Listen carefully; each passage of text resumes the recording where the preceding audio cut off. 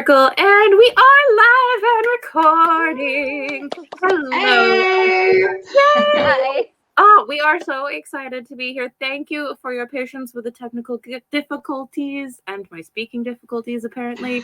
We are so excited to be here, and I'm really excited because we are celebrating Skybreaker by Addie. Is it Thorley? I'm going to correctly. Yes, Thorley, correct. Yes, and she is going to be in conversation with Sarah Henning, who some of you are familiar with because we read Sea Witch for our young adult book club.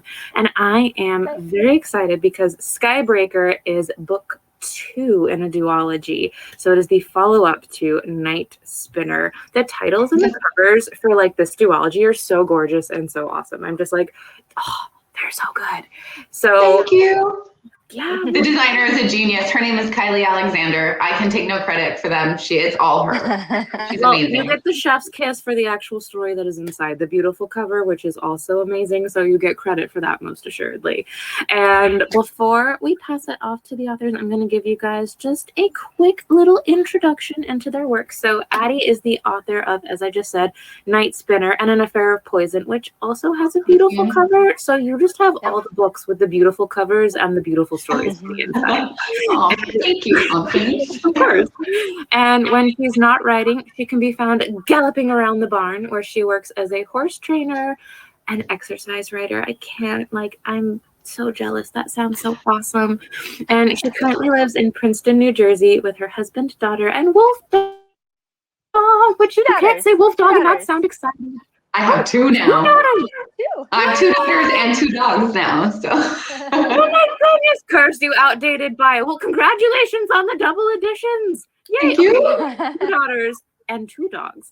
And then Sarah is a recovering journalist and author of Sea Witch Rising, which is its follow-up, Throw Like a Girl, The Princess Will Save You, and also there's a follow-up to that coming out in July, I believe, of this year, correct? Yeah. Yes. The Queen Will Betray You. Yes. And then when not writing, she runs ultramarathons, which I am jealous of, but confess I will never be able to do. So just hats off. Hits the playground with her 2 kids. We still have 2 kids. Just 2. Okay. And hangs out with her husband, who is our IT tech guy. And she lives in Lawrence, Kansas, the hometown of Langston Hughes, William S. Burroughs, and a really good basketball team. Now, not so much this year. Well, it's been a rough year for everyone on a variety of reasons. So this is the year of grace for everyone. But I am going to stop gabbing everyone's ears off so that you can hear about the amazing fantasy duology that we have in store for you. And before we get into Skybreaker, though, everyone knows the house rules. We have our chat section to the right-hand side. Thank you so much for all of the love over there, everyone. Keep it coming for these amazing authors. And then also, the best part about events is that you get to interact, pick the brain of the author, and just say, hello, this is my question. So if you have a question, there is a ask a question button down below that I would highly encourage you to use. And then most importantly, you may be like, I read book 1, but book 2 is now out. Where can I get it? Well, you can purchase the book with the purchase book button right down below. You can purchase any of our authors' books down there. And on that note, I will pass it off to you, Sarah, and I will see you guys at the end of the event. Goodbye. Bye. Thank you. Hi. I'm so excited. We haven't seen each other since what, like 2019? I know. It's been so long. I haven't seen anyone but my kids. Yeah. Even in Kidland.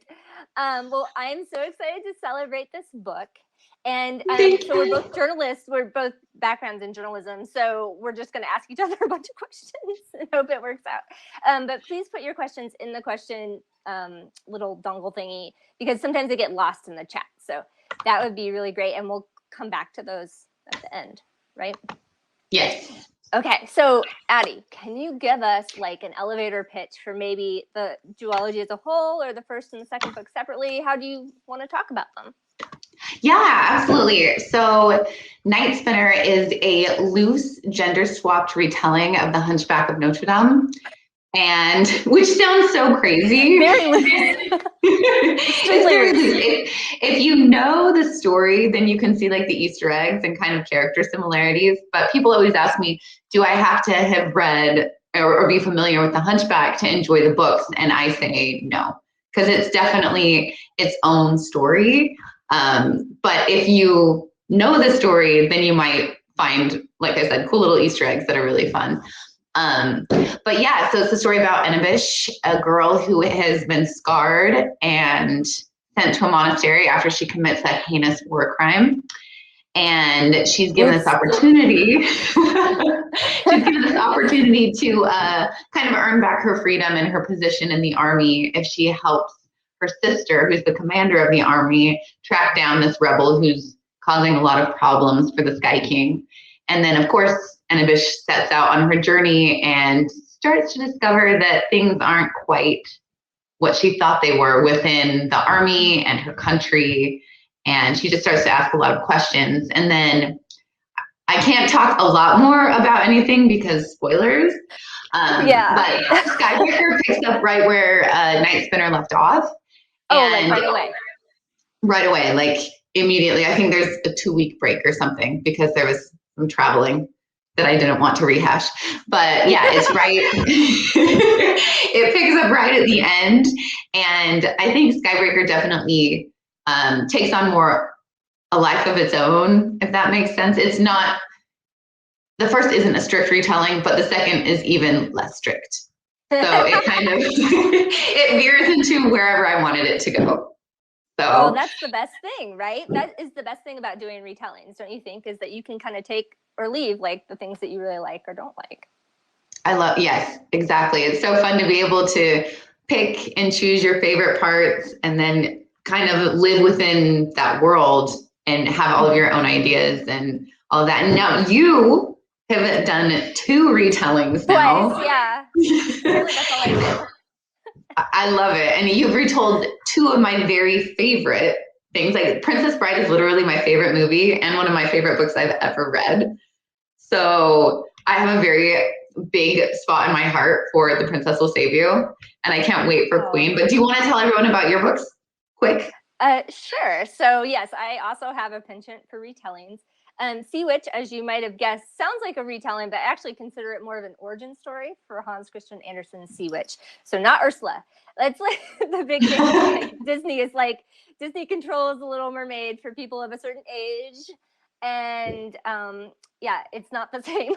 So, and then Sea Witch Rising is actually kind of more of a actual retelling that just goes terribly wrong, in my point of view.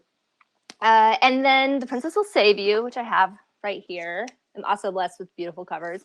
Yes. It's sort of a gender swap Princess Bride retelling. It's sort of like I really wanted to engage with the idea of the damsel in distress, and so that's where this comes in. And then The Queen Will Betray You, and I don't have a physical book because 2021, no art. Is The Queen Will Betray You, and that's out July 6th, and it kind of continues on with the things I love about The Princess Bride, and so I want to know what it was about Hunchback why you wanted to engage with it. Because for me, I said I wanted to work with the damsel, and the damsel I think of is Buttercup because I'm an 80s child, right? Yes. So how about you? So it was so random. I always loved the Disney movie growing up, even though it was kind of dark and creepy, but I always loved that. But mostly I love retellings, but I get tired of having the same stories retold again and again. So I'm always brainstorming. I have this notebook, actually it's right here, of like all of my future ideas, and I write down lots of retellings. And this one actually was not even on my radar, but I had just been like singing songs from the Disney movie randomly out of the blue. And I hadn't seen the movie in over a decade. So I'm like, what is this? And then bam, like a bolt of lightning, one day it hit me. And I just had this like vision of this scarred girl sitting on a temple rooftop in the night, in the darkness. And I was like, this is it. This is why I've been singing this song. So from there, I was all in because I was like, oh, Hunchback, but gender swapped and not set in Paris, even though I love Paris. If you've read An Affair of Poisons, I'm kind of obsessed with Paris. But yeah, so I was really intrigued by the idea of something that's not done. I wanted to explore like what it means to be a monster and what it is to fear yourself and to kind of fear who you could be and what you could do and how that kind of contrasts with your own image of yourself. and just, of course, sisters. That's another thing I feel like our books have in common is like the sister relationships and just sibling relationships in general. What is it that draws you to those stories? I don't know. Actually, my contemporary has more siblings, I think, than a lot of my royal characters have no siblings. They're all dead, or they never existed, because it's much easier. It's so true. But I'm thinking actually, at one point, Evie did have a sister in Sea Witch, and she died. But in Sea Witch Rising, we have an awesome sister pair. Yes, we have good sister, mermaid sister pairing. Go save each other. Yeah, for sure. And so when I read the arc, and I don't know if it's the same in the physical book. So Imbish and her sister they're adoptive sisters, right? Yes. Okay, so that stayed the same. Was that a hint to the adoptive father in the Notre Dame story, or just because? So it was more, yes. So Goa is the Frollo figure in the book, and so I wanted her to have that kind of, I don't know, like motherly love over Anabish, but also it creates an interesting power dynamic, right? When she is clearly the adult in the relationship, and she kind of is making the calls, and Anabish feels very beholden to her, and like she owes her a lot of things for everything that Goa has done for her. So that was one of the relationships that intrigues me most in this entire duology, is the Goa Anabish relationship, which is why I was super excited to write Skybreaker, because I gave Goa a perspective. Yes. So it's told from 2 points of view, Anabish and Goa. So you get kind of a broader sense of the world and the political conflict. How fun was that to do, especially because you don't see Goa's point of view in the first book? Yeah, it was so fun to write her. First of all, I love villains. Like, the villain is always my favorite character in every book. And I just like getting into their heads and seeing what makes them tick. Because I'm sure a lot of people have heard this, but like the villain is always the main character of their own story in their mind, right? The hero of their own story, right. I like knowing, like, I like morally gray characters too. So I like knowing, what are they thinking? Why are they doing what they're doing? And I just wanted to sink into Goa's shoes and see the world how she sees it, which is very black and white. She's very loyal to the Empire. And I just kind of wanted to explore how things looked from her perspective, which is it's what you think it would be if you read the first book. She was fun to write because she's very angry. And villains are fun to write. Like, I have a character that spends a lot of time with Princess Amarande in The Queen Will Betray You, and so fun to write. Like, I have the best time, like, just being mean, because you can't do that in real life. But if you do it to characters in your head, it doesn't really hurt anybody until they read it. You can like land all the punches and nobody is actually hurt. That's right. Well, and it's really interesting because, villains and evil people, like, they're not just evil to be evil. It's not, Dr. Evil and, like, kind of idea. And so it's so interesting as an adult to, like, go through, okay, why would somebody make these choices? And, and you have to make it make sense. Why do we have to do that? Some days I want to like bang my head against the keyboard and like, why does this have to make sense? It can happen because I said so. Because I'm the author. That should be good enough. Yeah, wave your magic wand. So now, did you go into this knowing that you were going to have a duology? And if so, how did that kind of inform the writing process? So this is actually kind of ironic because this was shocking. This was not the first book that I wrote. I had to write a lot of really bad practice books before I wrote anything that was publishable. And I had written some of my practice novels. I wanted them to be series. So I kind of outlined the whole series, and then they didn't sell, and they didn't sell, and they didn't sell. So with this one, I know it's just like daggers to the heart left and right. Yeah. But with this one, I didn't want to jinx myself. Like, I knew I wanted more than one book, but I said, I'm not planning anything because I never get to actually do it, and it makes me sad. So I didn't plan anything, and I don't want to spoil anything, but the end of Night Spinner is it's kind of shocking, and it leaves a lot open and a lot of questions. And I let it be open. And I was like, well, I don't know what I would do next. If I ever get to do it, I have no idea what I would do. So then when we sent it into my editor as my option book and she wanted to buy it, she's like, do you have a synopsis for book 2? And I was like, no, I have nothing. I don't even have an idea, nothing. And so it was really interesting to kind of think about the first book and brainstorm and see where it took me. There were definitely times where I was cursing myself for not planning sooner, because I'm like, I would never have put this in the first book if I knew how it would affect the second book. What about you? Have you always known that both of yours would be duologies? No, so I had a very different experience. So Sea Witch was supposed to be a standalone, but if you read the epilogue, you know that like there's more to the story because it is it's a prequel. And I had a really unusual situation. Sorry, I'm gonna cough. A second. Allergies. Excuse me. Where we sold Sea Witch in 2015, and publishing takes a long time. Like sometimes it's just waiting in line. It's glacial. Publishing is glacial. It is. And my editor for Sea Witch had actually just inherited a bunch of books because another editor had left, Catherine Teagan. And so when she bought my book in 2015, she's like, okay, we think it'll be 2017. And I was like, okay. And I was like, fine, because we sold it on proposal. I still needed to write it. It was a whole nother thing. And then it came out in 2018. And about 2 months after it came out, my editor was like, so we want to buy another one. Do you know what you would do? And I was like, well, I've had 3 years to think about it. So yeah. And she's like, great. And this was Labor Day weekend. So September. She was like, oh, your book is due December 3rd.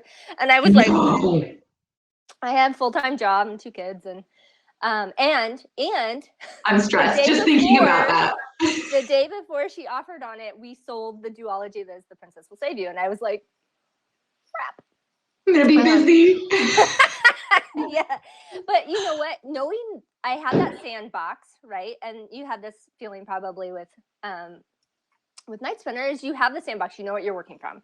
And I had 3 years to think about it. I knew exactly what I wanted to do. I needed to pick up right after the epilogue. I set it 50 years in the future so there'd be backdrop to World War I. I'd already done my research on what. Yeah, I mean, I already did my research. I knew what could happen. And then we just went from there. And that kind of pre-planning really helped. The Princess Will Save You was completely different because we sold it as a duology. But then that's more pressure because you're like, okay, I'm going to save this stuff. It's going to work. So there are certain aspects of The Princess Bride that I saved for the second book, so, like say the Indigo Montoya moment. And I love him. Yes. I actually went to the same college as Mandy Patinkin. So like we walked the same ground. Wow. Yes. I like that. We went to the University of Kansas. I know that's crazy. And so, you know, like I saved things back, and I know that when people were reading the first book, they were like, where's this? You know, because I had all these little hints. Because it's an inspired by, it's not exactly a retelling, which is a different, you know, that's what you did too. Well, that's what I prefer. Like we've already read that story, so I want to get the author's take on it. I want to see something new and something different, but still have that familiar feeling of something that I love. Yes. But different. Yes. And I wanted to take all the things I really loved about it. Like my big thing with The Princess Bride as an adult, as somebody who has loved it since they were a child, was that Buttercup's arc is so distressing as an adult woman. Yes. Because she goes from being this really powerful, I'm going to go after everything I want person to somebody who has married this man she hates, is in such despair that she secures a dagger and a private room and is like, I'm just going to end it. And I know they're trying to show her despair over Wesley, but it's like, you know, and sorry if you haven't seen The Princess Bride, but I think everybody here probably has. Close. If you haven't, you're like 30 years too late. So, but she secures a dagger in a private room, and she's just going to end it. And then Wesley comes in with like his line about her boobs, and then it's over. And it's like, wait. She doesn't know that he is dead. Why isn't she taking that dagger and fighting her way out of the castle? And that's what I wanted. Like, that's where I was coming from. I want to write that girl that fights her way out and always does. and kind of look at what makes a damsel. You can have a boy be a damsel and he's not going to be a pushover either. And I think just making him a pushover would have been, not engaging and talking about why that is a stereotype and why it's such, a big way of doing storytelling for the past 1,000 years or whatever. So we're going out of order for the questions. I know, sorry. I really want to talk about your world building because you're very, very good at world building. So are you the type of person who builds a world as you go, or do you go in knowing, okay, this is my map and these are where people live and this is the kind of story I'm going to tell in this sandbox? So world building is like my favorite part of writing. I love it so much. It's just like, it's like a playground, right? I can invent anything I want to. And we also have this in common with our first books because we started out in like historical context worlds. Yes. And I really love that because I love research, but I was feeling very I was tired of it. I was sick of it and I wanted to just invent my own thing. So I am the kind of person where I have to have at least a loose feel of what I want the world to be like, or if I'm, kind of basing it in a certain part of the world, or just what I want it to look like. So I drew the ugliest map in the world. I am not an artist. So it was like squiggle lines. So I started out with that and I knew I wanted somewhere cold and somewhere harsh and somewhere that would kind of reflect the warrior culture of Ashkar. And so I started with that and I don't know, I kind of make it up as I go. And that sounds a little crazy, but it's just, I kind of let it flow, right? Like whatever is most compelling to me, I write for the books that I like to read. Like that's what I try to do. So I'm like, oh, what would be interesting? What kind of landscape would make it harder for a protagonist? What kind of, what kind of added challenges would this kind of weather bring? Or maybe there's an aspect of the culture that will make it so much more difficult for our heroine to accomplish her goal. I like to lots of tension and conflict with the environment itself. What about you with the world building? You've done it all from like Under the Sea to I literally do world building last. Like I meet my characters on the page. I'm not one of those people that like goes in and knows like their favorite color, I'm not either. like all their traits, do you use Scrivener? I don't. I am loyal to Microsoft Word. That is old school. Because I find for fantasy that Scrivener is very helpful. So Scrivener is this program that kind of allows you to stitch together scenes and you can see them. I color code. It's really great for different points of view and stuff. But for characters, especially for fantasy, it's great because the second I add a character, I don't have to like go through my Word doc and find their name again. I like make a character thing and I don't put like what they look like or like they have these built out character sheets where you can say what their job is and like right every little thing. No, I just put their names. I remember what their title is, and maybe like if I describe them, I'll like just drop the text in. And usually that serves me pretty well. I knew when I wrote Sea Witch, I knew I wanted to use sort of an alternate Denmark during the time that Hans Christian Andersen wanted to be alive, was alive. But then I wanted to add mountains for blocking reasons, and there's no mountains in Denmark. Like every time I talk to someone from Denmark who's read my book, I'm like, I'm sorry about the mountains. I know they're not there. Yeah. And then for the world for The Princess Will Save You, I did not want to do an Anglican fantasy. I didn't want to do, Game of Thrones kind of world. And I studied abroad in Spain. There's a little bit of Spanish influence actually in Sea Witch as well.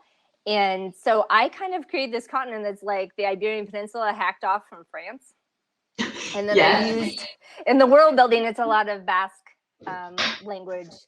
And that was, super fun, like to kind of create things. How did you go about naming things? Because like naming conventions can be very hard because they have to be believable, like that they would all go together, right? Yes. Yeah. So that's one of the hardest things because I'm like, oh, I like the sound of this, but does it go with this? And does it fit with the overall world? But yeah, I kind of do what you did, like with your Iberian Peninsula, where I kind of pick an area where I'm like, oh, this would be kind of cool if it was kind of set here. And then I'll study the names of the places there and kind of, you know, go from there and then make up my own things. And so Night Spinner, a lot of people have picked up on my little clues, but it's kind of very vaguely set in like a Mongolian-esque landscape. But one of my favorite things to do when I'm writing, and I always give this advice to upcoming writers, is I love to keep a list. Like before I even start drafting, when I'm making the world, I make lists of like town names, street names, lake names, river names, so that I have them all right there. And so as I'm going, I'm like, oh, I need a river. What can I call the river? Oh, keep going. Like, so I don't have to, like, it saves me so much time. And I do it with character names too. I'm like, what should I call this person? That. So you don't just keep the baby names website up forever like I do, and then you get like weird ads and yes, the baby names and the like behind the name, that one is good too. Like yeah, super important. Very helpful. Let's see, let me look at our questions. So because you are doing the second book, what about the first book would you have changed that's not spoilery? What would I change about the first book, like that would have made it easier to write the second book, or just in general? Yeah, or just change the trajectory, I'd imagine, right? Yeah. Trying to think what I would change. This is hard. Do you have one? Do you have something that you would change for yours while I think? No. Well, no, not really. But I have a story. My friend Natalie Parker, who wrote the Sea Fire series, which just concluded, her first one, when she was writing the second one, she was like, oh my God, I wouldn't have killed that character. Because she's like, she's in the middle of scenes and she's like, that person would be really helpful. And actually there's a death and the queen will betray you. Then like, I get, to that end, no deaths that I wanted to take back, but there was, I set up some, magic needs rules, right? So the way I that's another thing we should talk about. Yes, magic rules. Magic rules. So the way I set up some of the magic was very inconvenient when I got to like the climax of Skybreaker, and I'm like, how do I make this work? Because I kind of backed myself into a corner in the first book. And so I had to get really creative, and I had to brainstorm with my editor and my agent to try to figure out how we can make this work. Because by the time I was working on this book, it was too late to change anything in Night Spinner. So I was like, oh, pressure. And I think it all worked out in the end. And I'm happy that I didn't go back. Yeah. Yeah, because if you change the rules of magic, you have to have a really good reason. Like an extremely good reason. I sat down with Tessa Grattan when I was working on revisions for Sea Witch, because she is an extremely good world builder. And she was like, so for magical systems, you have to know who can use it and what it costs them. And that was really informative for Sea Witch Rising, because I had a magical creature using magic versus a witch. And then I was like, oh, how does my magic work differently? And I think, it is important because people do point that out, or they look at it, or it's like when you watch Star Wars and you're like, why is that person using the Force? Or, whatever. Like fantasy people pick up on this stuff. You can't just like be like, oh, well, I don't know, Because I said so. Yeah, no, that doesn't cut it. You have to have the rules, and it has to make sense. Otherwise, it's not believable. Even though, like, we're talking about things that aren't believable, right? But still, in order to suspend that, take people out of the story, and you don't want to do that. No. There's only so much suspension of belief that you can do. Right? You have people shooting magic out of their hands. Like, they can't suddenly do that out of their eyes, no. Exactly. So let's talk about your writing process, because you are one of the smartest moms I've ever met. Like, I remember you telling me how you wrote your books. No, so I'm sure most of the people in this room know this story, but like, tell us your writing process when pre-COVID. Pre-COVID, well, even like secretly during COVID, because I was on deadline. But I use the gym. I have a gym. They have awesome childcare. They will take my kid for 2 hours a day and they do classes with her. And so I don't feel very guilty about leaving her there, and she loves it. And then I just bring my laptop and I write in the cafe. And so it's like all the gym people know me and they know that I don't exercise. And they just like debate me and they laugh at me because I come in my sweatpants. I eat snacks. I have like my snack stash on the desk next to me, and I feel like I'm being judged a little bit by the other gym goers, but I don't care. But yeah, that's how I've written the majority of all of my books has been at the gym. It's been a total lifesaver with little people. Do you have like a certain time of day that you go, or like what do you do to plan for it? Like, because I'm assuming you were like, okay, I have 2 hours. Like, what do I do? Yes. So we've always been very scheduled in our house. And so when my daughter was napping, she would do 2-hour naps. So she'd do her morning nap from like 9 to 11. We'd go to the gym from 12 to 2, and then she would nap again as soon as we got home at like 2:30 to 4:30. So I was cranking out, like 6 hours of writing time during the day between, which, right? It was amazing. But then she stopped napping. So it dropped down to one nap. She's 3.5. She stopped napping right when the pandemic started. Of course, I lost the gym, I lost my nap, and I just cried. Just cried and cried because I was like, goodbye, all of my writing hours. So, but yeah, I'm hoping we can get back to that. I haven't been in a while because I just had a baby at the end of January. And she's not allowed at the gym yet because she's not old enough. So yeah, there hasn't been much writing, but hopefully soon. But I want to know about your schedule because you are amazing because you have like a full-time job, 2 kids, and you somehow have all of these deadlines. So how do you do it? Well, the pandemic changed how I did things. I used to, I still get up really early. I get up at 4:15. I run. I start the coffee, and then I change out my sweat clothes, I promise, and then I start writing. And usually I write until 7. That was always my routine. And then in the weekends I would make things up, make up time. Right. And then the pandemic happened, and Kansas was one of the first states to shut down, which was great. Like we needed to, like we're sitting ducks, and so suddenly I'm working from home. My husband's working from home. We worked across like the dining room table from each other. Both of our kids are home. And it was just, and I couldn't get anything done. And then also I get back from running, and instead of writing, I would start working because I was afraid that like my daughter, who was before kindergarten, she's in kindergarten this year, would need me or something would happen or, whatever. And so I'd end up like March through August, I was working probably 12, 13-hour days, like, because I would start at 6 and then like, I would just kind of work in these increments and like let the iPad babysit my children and my employers, their kind of boundaries, like everything dropped, right? Like instead of having this 9 to 5 work day, it was, Sarah's online at 6 a.m. Sarah's up till 9. Yes. And, and my company was really looking for work.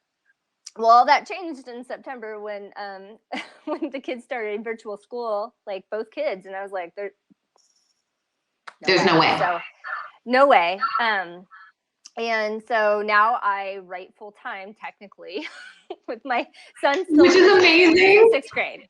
Yes, like I've wanted this for a long time, but this, like, I felt like I fumbled it. Like, it's really like, if I had known the way this was going to go, I would have quit my job in March because it was hellacious to try to do it all. Plus, I was on deadline. Like literally, like when I quit, I was like, okay, I'm not going to vomit anymore because I was working on 2 books that were due. And trying to like virtual school a kindergartner and a 6th grader, like that was so hard. Yeah. So it really took a lot of my mental capacity, and I felt like my creativity really suffered. Like I just felt like it took all year to try to get everything right. I was editing and rewriting, and I'm very proud of the way Queen turned out, but oh my gosh, like it took all year, and like every brain cell I had and every extra moment I had to get there. And I never want to do that again. It's funny because I've had the background of writing Sea Witch Rising really fast, and that has served me well in this stressful time. But now my daughter, who's virtual kindergarten, it's tough. It's so hard. She's back in full day school, as long as she doesn't get a COVID exposure in her class. She's in school, and so now I technically get 4 to 6 hours a day to work, which is insane to me. For 10 years, basically, I was doing this whole 60 to 90 minutes in the morning, and then in the cracks.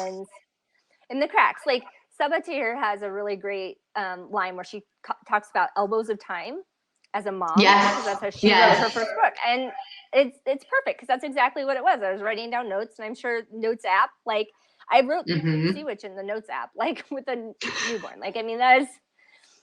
We do what we have to do, right? Yeah, you cannot always sit there with your laptop and work. You can't, and I guess it sort of prepares us for trying to work during a pandemic with everybody home. Oh my gosh, I got the best noise canceling headphones because me too. I can't be here with you guys. It was so much togetherness. There's so many good things about that, but writing is so hard with everybody home. It's wait, hold on. I was right there with this line. My son is 12, Mom! and he's bored, right? I think virtual school is hard for him. And he will come in. I have the door shut. I have my headphones on, and he'll bring one of our cats and put it on the back of my neck. The cat says hi, and I'm just ah! And if that doesn't take you out of the scene, I don't know what will. Right? It's okay. He's lost all his social skills last year. We all have. What are we going to do when we see people? So I know you write in public then, and now you don't.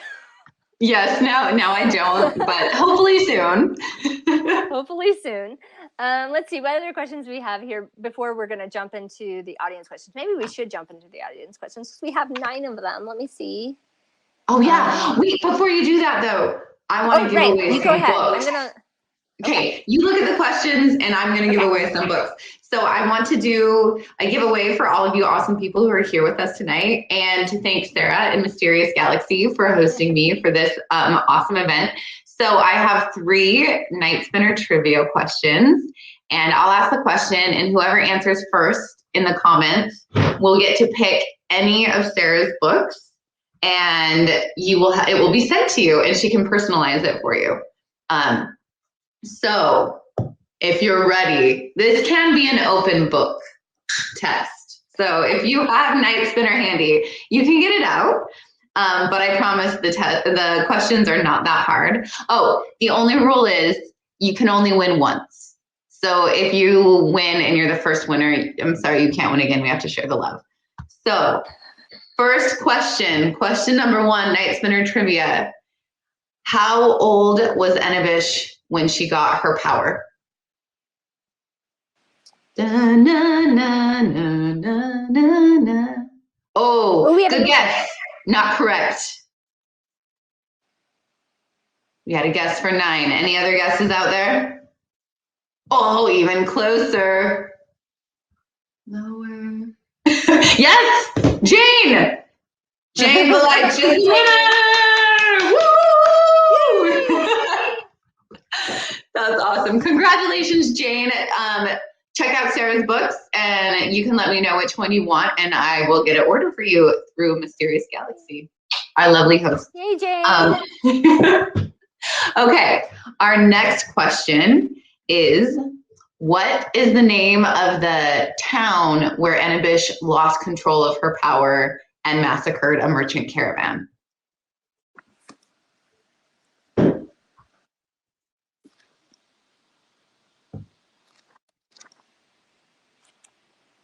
Any takers? Yes, Lily! Winner! Awesome job. The answer is Narin. So that is where everything bad went down. So Lily, again, check out Sarah's books and let me know which one you want. And then my final question for you is, name one of the original Goddess Touch warriors that Enibish talks about and thinks about. There are 3 of them, so any of them will do.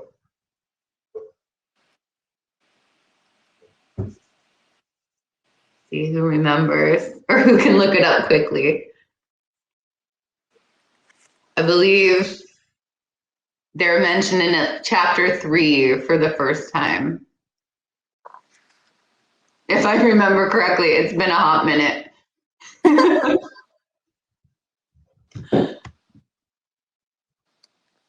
Yes, phonetic spellings count. And here's my husband. He's like, that one is too hard. I told you that one was too hard. Oh, Melissa, good guess. Close, but no. And if it's too hard, I can give you. Oh, good guess, Mindy. Orbe is the name of the bird. That's Enabish's eagle and best friend. A wonderful name, says Michelle.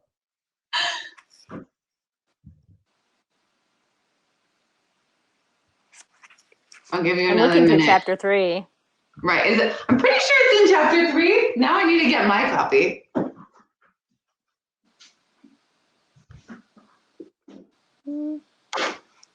Oh, close. Let's see, Lily's onto it. It's one of those names where it's like Moria the Faithful, but not that one. Let's see. Oh, but I'm wrong because it isn't chapter 3. It's when Enabish leaps chapter 8. I think. Now you're just playing with us. Okay. Here we go. Easier question. What is the name of the undercover agent who is working with Enabish to ferry soldiers to save the Imperial Army soldiers? He's kind of creepy, but not.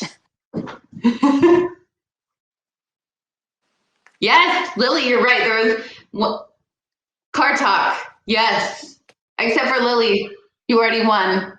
You cannot win again. So, yes, Michelle. Yes, Michelle is the winner. So, Michelle, check out Sarah's books and pick which one you want, and I will get that sent to you. So, yeah, Lily does get extra brownie points. This is very true. Good job, Lily. But thank you guys for playing my game with me. I know I made some of them a little hard, but I love you. Thank you for reading. And we can do some questions now. Oh, it's actually Leah. Leah's the winner. Yay, Leah, that's my niece. Oh, all the kisses. Oh, look, Jane says, did you see this? Her husband proposed after they watched The Princess Bride. Oh my gosh, I love Jane. I didn't know that. That is awesome. So do you guys know why it's called The Princess Bride? Because William Goldman wrote it for his 2 daughters, and one of them wanted a story about a bride, and one of them wanted a story about a princess. Princess Bride. I didn't know that, but I love that so much. Yeah. Yes. Okay, so I'm looking at the questions, and some of them we've kind of touched on. So I was trying to pick. Let's see. So there's one about themes in our stories, and if they come as you write, or do you have them in mind before you start writing? What about you, Addie? We kind of touched on this a little bit, but do you always start with kind of a theme? So this is actually so funny because like when I was in school and we had to, like dissect books and talk about the themes and the images and all that stuff, I was like, I don't know any of this. And so when I set out to write, I don't feel like I ever am thinking about that.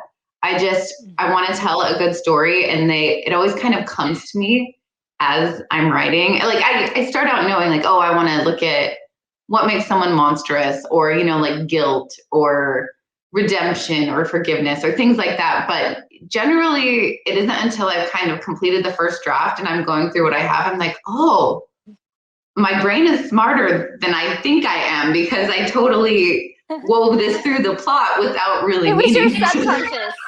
Exactly. All along. What about you? Yeah, kind of the same. I'd rather just tell a good story, but then eventually it all kind of shakes loose. Mm-hmm. For sure, for me, I think. So we have a question about your favorite romantic trope. Do you have one? Oh, I love enemies to lovers, anything. I love all of the bickering and bantering. But I also love rivals to lovers, because they're different. That's true. What do you think? Enemies or rivals, or both?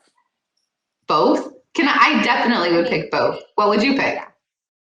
Well, so I have noticed in watching the Shadow and Bone adaptation, because I've always been Team Mal, and I'm even more Team Mal, and then I look at my books and I look at how Nick is and how Luca is in my two fantasy series. I must be like the, childhood best friend to lover thing.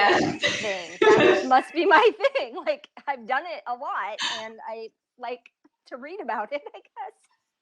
See, and I'm in Shadow and Bone, I am Team Darkling. I always like the bad guys. I like Kylo Ren. I like the Darkling. I like all the bad guys. And yes, this did play a very dark role in my dating history until I met my But I love, yeah, it was, my mom can attest it was bad news. But I also love oh no, we have to share a room and there's only one bed. And fake dating. Yes, one sleeping bag, whatever, and fake dating. I love fake dating too. Yeah. I actually, one night, so I have a book coming out in 2022 that is another contemporary in the same world as Story Like a Girl. And I got to play with the trope of the older brother's best friend, which I had not gotten to do. And that is super fun. That's a good one. Yes. I always wanted. Also like childhood friends, because of course the girl has known him since she was 2. So you can't get away from it. Oh my gosh. Okay, let me look at some. We have more questions. You guys are adding questions? I get confused. What scene or section brought you the most joy to write? I guess of any of your books, but also maybe non-spoilerly for the second book here. For my second book. So definitely, there are a lot of scenes I really liked. I will just say I really loved writing Goa's point of view. I loved being in her head because she says what she's thinking. She's kind of nasty and it was really fun. But I really loved writing the climax of this book because I felt like the whole time that's what I was looking forward to and that's what I was building towards. And I just really wanted this like epic moment. And so it was really fun when I got there to be able to do it. And then I don't know about you, but like when I'm drafting, I have to draft things a million times to get them right because I don't plan. I just write words and then throw them out and then write more words and throw them out. So it was really kind of fun this time because with the climax, I knew exactly what was going to happen and I wrote it and it was, nothing is perfect. So it wasn't perfect, but I was like, chef's kiss. That is what I wanted. What about you? Both these books, both The Princess Will Save You and The Queen Will Betray You have terrible weddings. Like, terrible. Terrible. Don't ever get married in my fantasies, I guess. And then we have a question about writer's block. I think you know my answer about writer's block, so I want to hear yours. I don't believe in it. I feel like as a journalist, it's trained out of you. Yep, that's what I was going to say. I don't believe in writer's block. Like, yes, you can have days that are harder, days that you don't want to write. You could be out of ideas. But for me, if I have writer's block, if I don't know what I'm doing, it's because I've gone wrong somewhere. And I have to backtrack until I find that point that I've gone wrong and fix it. And then I can write forward again. But just saying, oh, I have writer's block, I don't know what to do. Like, that's not an option. And it's really not an option when you're writing a book under contract and when you're on deadline. Like, sorry, it doesn't really wait for you. So you've got to power through. And what always makes me feel better is you don't have to get it right the first time. Like I said, I write a lot of words and I throw out a lot of words. So as long as you're trying and trying new things and trying to figure out where that went wrong, it'll come. Yeah, I 100% agree. Okay, so we're going to do 2 more questions First one is one from the question group. It's going to be, what are you reading now and what you're really enjoying or reading recently, because the pandemic made it hard to read. And then I want you to tell us what's next. So I don't want to forget that before we time out here. Okay.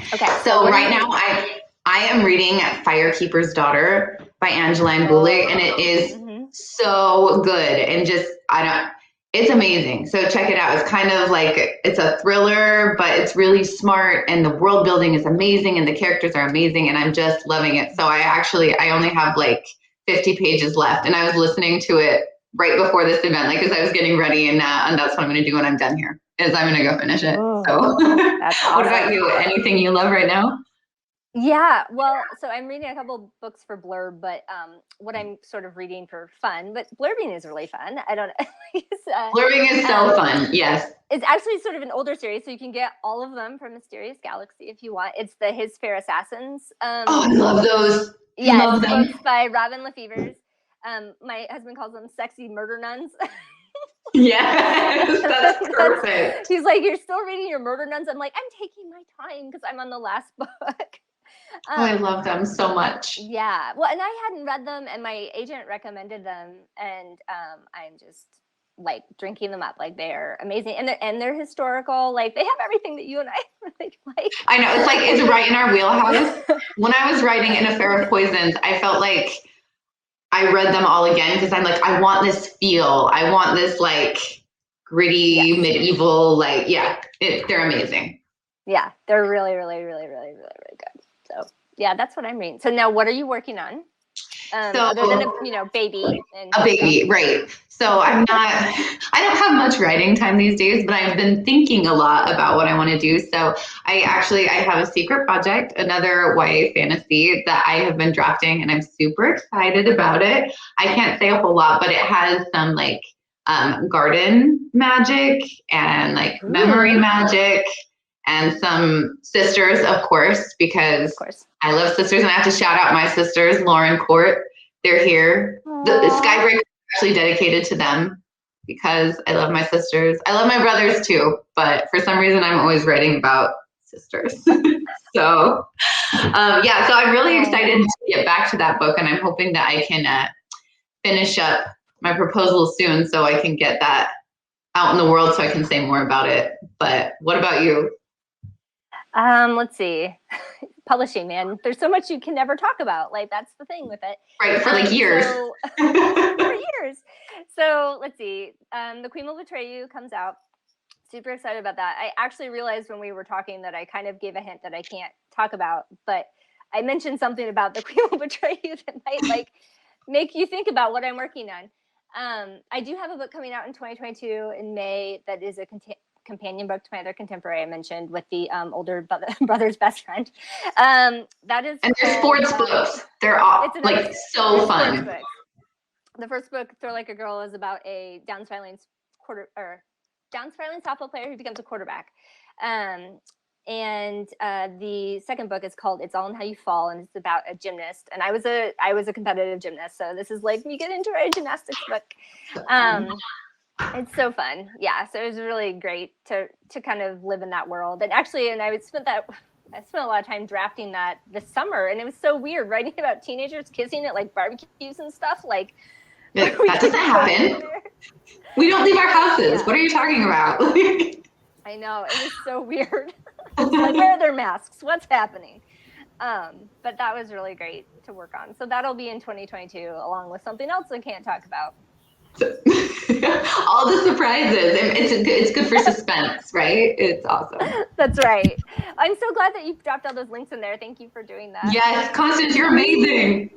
Okay, so I can't take credit because I'm not that much of a ninja. There's 2 booksellers working, so huge shout out to Kelly Ann. Kellyanne! Exactly. Thank you. Shout out to Kellyanne for being on top of all of the links. She's also a phenomenal bookseller who is another fantasy YA lover. So big shout out to her. But I was coming back on though because I have one final question, and that is because you guys are awesome. We want to know more about where your like books are and everything, because you can't tell us everything because of secrets and things going on in your head and the very important thing of taking care of your child. But where can people follow you on social media so that they can stay up to date on everything, so that they can know when new things are coming out or all of the whatnots? Yes. So I'm on Twitter and Instagram at Addie Thorley.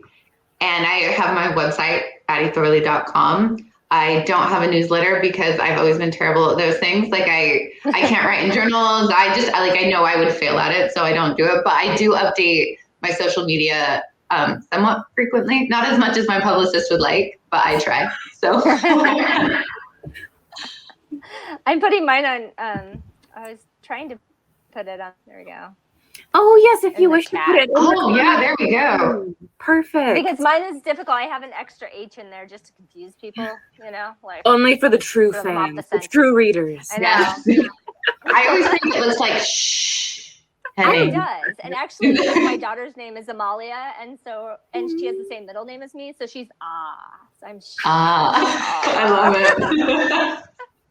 That is ridiculously amazing. So I'm usually those places. I have a website too. It's Sarah Henning Writes, but I'm on Instagram more than anything else. So yeah. And I don't have a newsletter either because I couldn't keep it up. Like nobody wants a dead newsletter. They don't want a dead blog either. I'm not gonna lie. It is slightly funny to me that our two journalists can't do the news. Right? I know that it's shame. I feel shame right now, but it's the truth. There's just not enough hours in the day. It's fine. And I think we all I subscribe to great ones, and I'm like, I can't write that. No. Tessa Gratton's newsletter is amazing. It's called Writing with a Knife. It's fantastic. Yeah, hers is really good. Susan Dennard. Great. Yeah. Susan Dennard has a good one too. I've been subscribed to hers for a while. Also, too, I promise. Subscribe to those. We won't keep ranting, but I just have to tell you, Addie, literally as soon as you mentioned the Hunchback movie, I've been singing Hellfire and the Bells of Notre Dame. Walking around my room dramatically singing while listening to it. It is very satisfying. It's so satisfying and so dramatic. I was like, I'm with you. As dark of a movie as that was, I love the soundtrack so much. So now you have to play the soundtrack while you're reading the book. Exactly. So when Goa comes on, play Hellfire. So everyone, I love it. As you read, people are always asking for give me the playlist. You now have the playlist that you can read with the book for all the dramatic effects. But oh my gosh, you guys are so much fun to talk to. I'm like, I don't want to end the event, but unfortunately, it is at that time. It is at that hour mark.